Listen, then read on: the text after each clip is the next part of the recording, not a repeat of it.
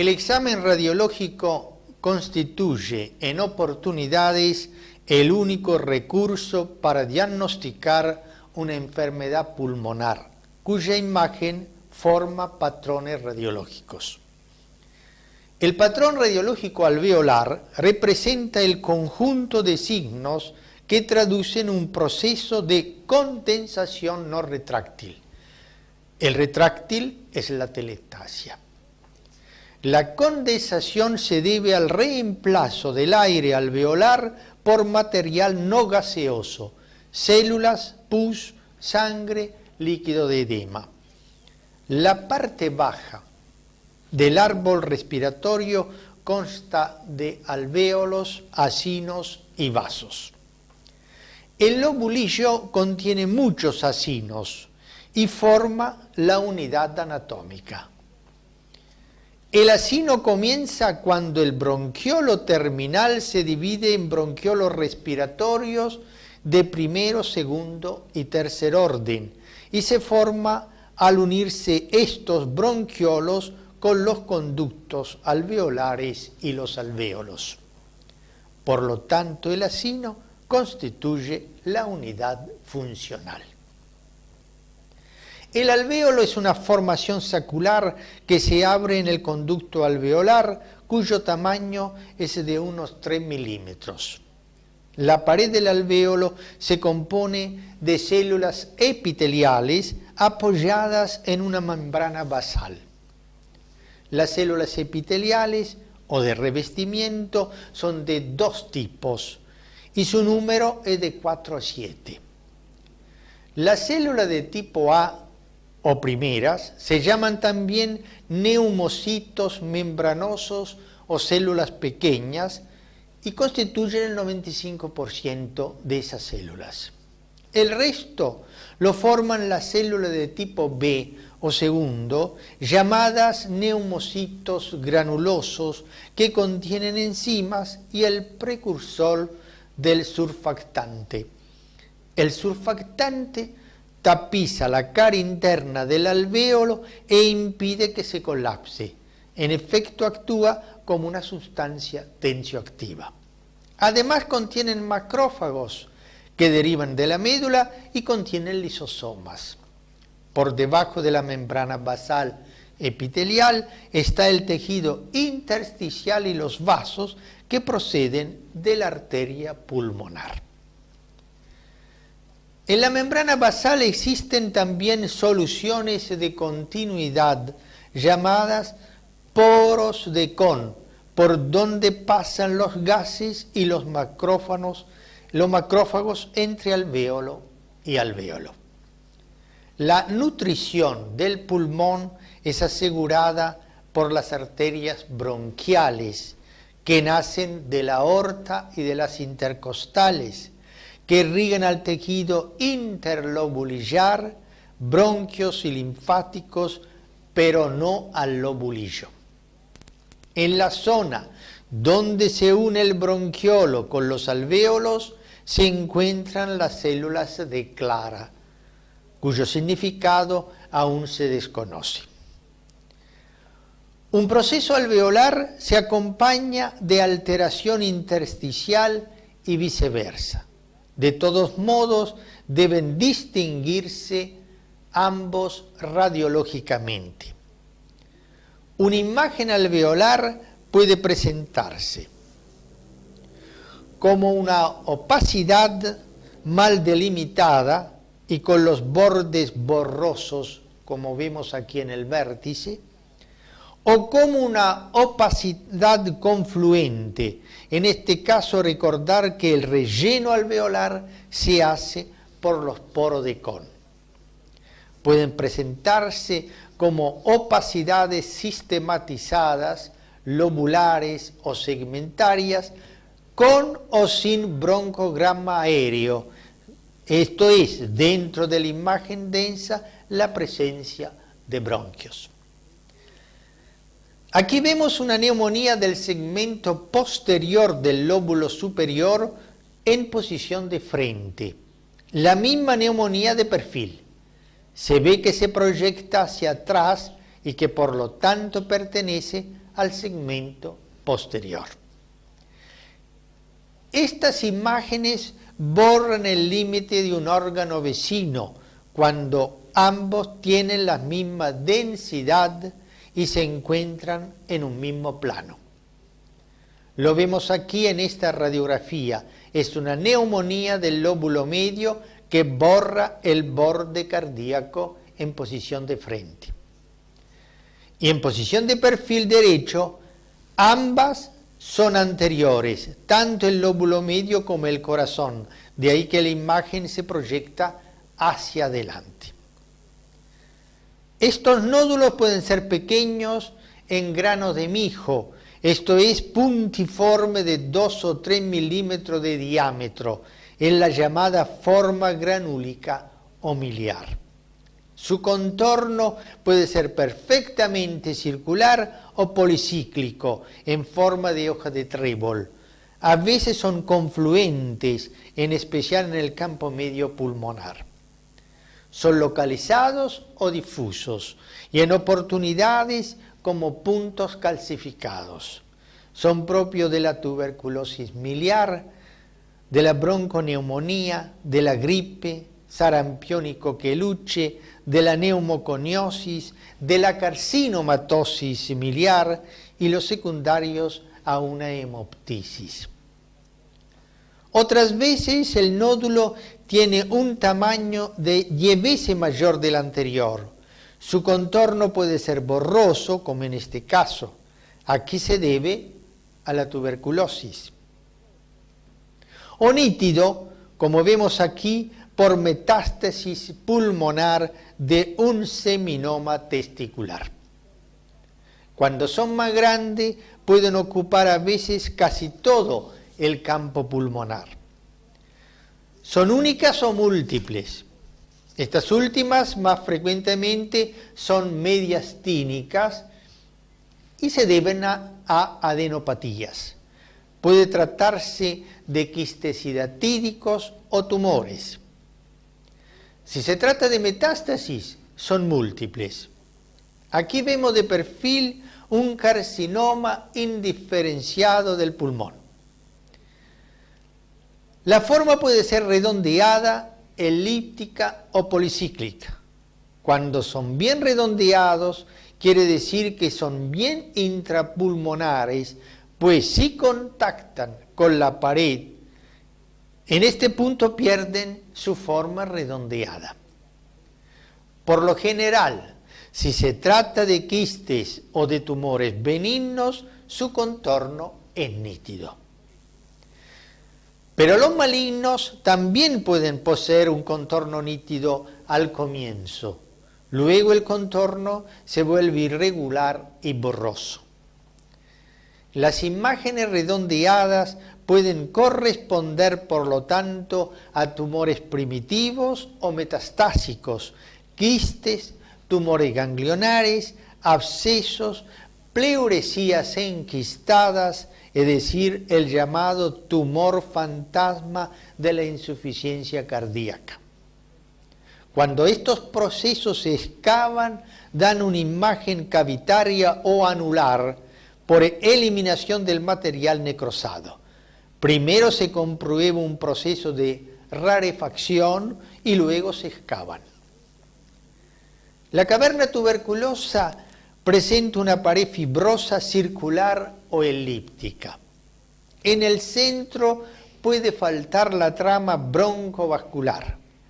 A menudo se ve el bronquio de drenaje como una imagen clara, limitada por 2 cordones opacos, como vemos aquí, tanto en el pulmón derecho como en el izquierdo a nivel del vértice. Su tamaño es variable y se localizan preferentemente en el campo superior del pulmón y a veces presentan nivel hidroaéreo en pequeña cantidad, pues por lo general siempre el contenido se elimina por el bronquio de drenaje. También pueden verse en las bronquiectasias gigantes, las ampollas de enfisema, el quiste hidatídico evacuado, el absceso por gérmenes comunes y el tumor excavado. La imagen de un absceso de pulmón. El absceso es una supuración pulmonar circunscripta seguida de necrosis y posterior evacuación de su contenido al sistema bronquial o a la pleura, con formación de una cavidad. En la mayoría de los casos se debe a gérmenes anaerobios.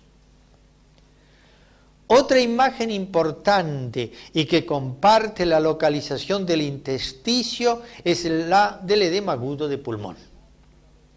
Se presenta como una opacidad densa y con signo de broncograma aéreo, cuando su localización es alveolar. Es bilateral, simétrica y respeta la periferia. Se pueden distinguir dos formas, según que el edema se localice en el intersticio, como sucede tanto en la forma crónica como en la aguda, o cuando también están llenos los alvéolos, como sucede en la forma aguda. El edema intersticial se caracteriza porque tanto los vasos como el hilio pierden su nitidez, con engrosamiento de los tabiques interlobulillares que dan las líneas A y B de Kerley. Ambos corresponden a linfáticos interlobulillares engrosados por el líquido. La cisura B también se deben a engrosamiento de los tabiques interlobulares. El edema de pulmón es el aumento de líquido procedente de los capilares pulmonares a los espacios intersticial y alveolar con alteración de la oxigenación de los tejidos. Existen dos formas. El agudo, que constituye una emergencia médica, como sucede en una insuficiencia ventricular izquierda aguda por infarto de miocardio, crisis hipertensiva, una estenosis mitral o por inhalación de gases tóxicos, entre otras causas. Y el crónico, en que el líquido se deposita fundamentalmente en el intersticio y solo se manifiesta con disnea progresiva. Constituye el pulmón cardíaco y se debe fundamentalmente a la valvulopatía izquierda, por ejemplo, la estenosis mitral. Desde el punto de vista patogénico hay dos formas. El que se debe a aumento de la presión intracapilar, y el líquido del edema es pobre en proteínas, es propio del edema cardiogénico y ultrasudado, y el que se debe a lesión de la barrera endotelio alveolar con líquido rico en proteínas y propio del edema no cardiogénico por aumento de la permeabilidad capilar, como sucede por ejemplo en la septicemia y en el distrés respiratorio o pulmón de shock. El tejido intersticial es el tejido de sostén de las estructuras pulmonares. Normalmente no se ve a la radiología. Para verse debe estar infiltrado por células, líquido de edema o aire. Al engrosar la pared del alvéolo, disminuye el espacio aéreo del mismo. Las enfermedades que afectan al intersticio se dividen en dos grupos. Las que deforman la pared del alvéolo, pero que son reversibles, como por ejemplo la sarcoidosis y la neumonitis por hipersensibilidad. Las que provocan fibrosis irreversible y alteración de la membrana alveolar. Con el tiempo, la fibrosis invade el alvéolo. El resultado final es la formación de áreas quísticas que corresponden a restos de alvéolos rotos y bronquios dilatados. En esta fase terminal se agrega hipertensión pulmonar arterial y puede acompañarse de cor pulmonale crónico y enfermedad pleural. Se ve en la fibrosis idiopática y en la secundaria a inhalación de polvos inorgánicos. El patrón intersticial presenta las mismas lesiones que el patrón alveolar. El patrón intersticial consta de tejido conjuntivo perivascular y periacinar, más vasos, más linfáticos. Su característica principal es que tienen un límite neto, salvo que se combinen con los alveolares, en cuyo caso es borroso. Estas lesiones llegan hasta la periferia del pulmón, lo que la diferencia de las lesiones bronquiales, cuyas ramas no llegan a la periferia. Además, a diferencia de las alveolares, no son confluentes ni sistematizadas, no presentan broncograma aéreo y son de evolución lenta. Se distinguen las siguientes alteraciones. Como vidrio despulido por aumento de la densidad, pero sin formación de nódulos.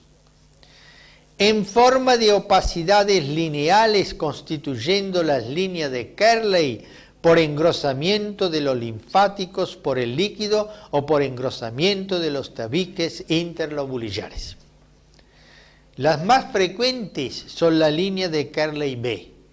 Son subpleurales, de menos de 2 centímetros de longitud, no tienen ramificaciones y se localizan en las bases y senos costofrénicos, perpendiculares a la pleura hasta donde llegan. Otra imagen de líneas B de Kerley. Las líneas A son curvas de unos 2 a 4 centímetros de longitud y de 1 milímetro de anchura, que irradian desde los cilios hacia las regiones axilares. Las líneas C se deben a la superposición de las dos anteriores. Las líneas D son raras, de unos 5 centímetros de longitud, más gruesas y se localizan en la zona retroesternal. Por ese motivo se ven de perfil. Son de origen cardíaco. Las causas principales son el edema intersticial, en especial crónico de la estenosis mitral, por ejemplo, la sarcoidosis, la linfangitis carcinomatosa, la silicosis. Y pueden presentarse como nódulos, las que de acuerdo al tamaño pueden ser micro o macronodulares. Las micronodulares de 1 a 3 milímetros de diámetro constituyen la llamada imagen miliar. Se presentan en todo el pulmón o solo en las bases. Casi siempre traducen un proceso tuberculoso o metastásico, una enfermedad de sistema o una neumoconiosis. O como macronódulos, esto es, de 3 milímetros a 3 centímetros de diámetro. Casi siempre se deben a metástasis o a granulomatosis, por ejemplo, enfermedad de Wegener, o nódulos neumónicos confluentes. La imagen en panal de abeja, retículo nodular, es decir, una combinación de zonas claras poliédricas de menos de 10 milímetros de diámetros y micronódulos, indican que se ha alterado la estructura del pulmón. Su etiología principal es la fibrosis intersticial, la neumoconiosis, la sarcoidosis, la esclerodermia, la artritis reumatoidea, la histiocytosis X, etc. Otra imagen, retículo nodular en panal de abejas, por las formaciones pseudoquísticas, como se ve aquí a nivel de las bases, por neumopatía intersticial en una artritis reumatoidea. Sin embargo, hay un grupo de neumopatías intersticiales que tienen predilección por las regiones apicales, por lo que se produce retracción del ilio hacia arriba. Se ven la sarcoidosis, la histiocytosis X, la silicosis y la artritis reumatoidea. Cuando la opacidad es parailiar, se produce una imagen retículo nodular que se ve sobre todo en una linfangitis carcinomatosa. En este caso, el primitivo puede localizarse en el estómago. Seguiremos con patrón bronquial.